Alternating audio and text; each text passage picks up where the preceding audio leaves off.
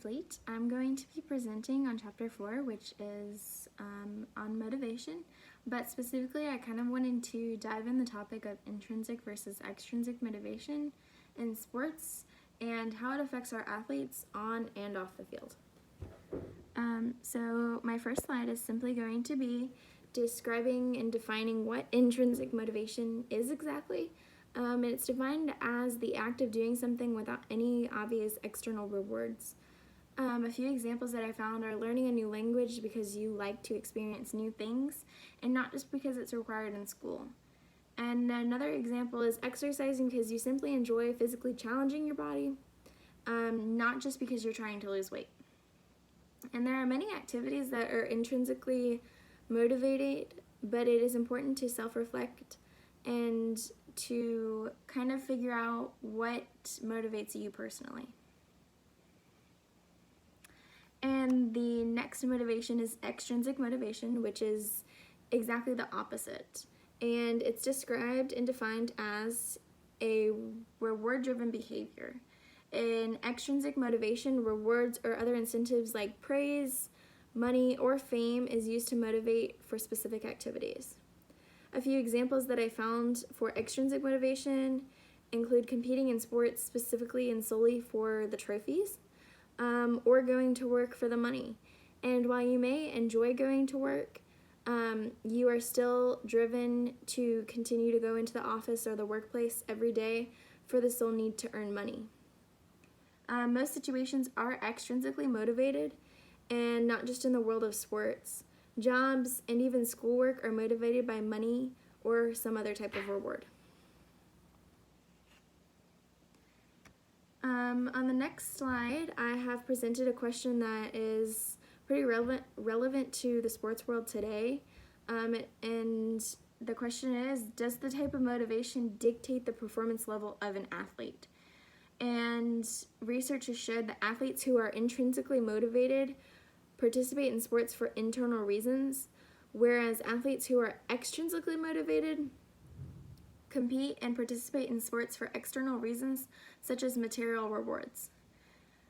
Behaviors related to intrinsic motivation are better task-relevant focus, fewer changes in motivation, less distractions, less stress when mistakes are made, increased confidence, and greater satisfaction. Extrinsic motivation may come from social sources, such as not wanting to disappoint a parent, or material rewards such as trophies or college scholarships. Extrinsically motivated athletes tend to focus on the competitive or performance outcome. And behavior controlled by extrinsic rewards will look like less interest, value, and effort towards achievement, anxiety, and even difficulty coping with failure. So the answer to the previous question is a clear and obvious yes. Research has shown how hard it is to be only intrinsically motivated, but at the same time, athletes who have internalized their reward tend to be more successful on the field. Coaches can definitely influence the intrinsic motivation of their athletes, even in the presence of extrinsic reward. The more athletes experience competence and success due to their own actions and skills, the greater their intrinsic motivation. Even with extrinsic reward, athletes who feel like they are in control of their behaviors will more likely to continue to participate. And the last section of my presentation is really focused on the faith integration part of the chapter discussed for motivation. And I really found it difficult to find a relevant Bible verse, even though the Bible is very relevant to us today.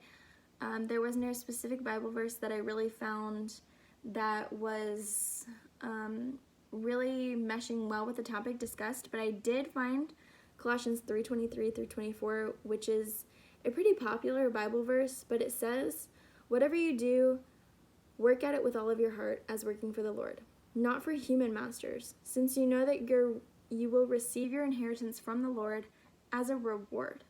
It is the Lord that you are serving." And the Bible tells us that whatever we do, work at it with all of our heart, to be the best that we can be because we are ultimately working for Him.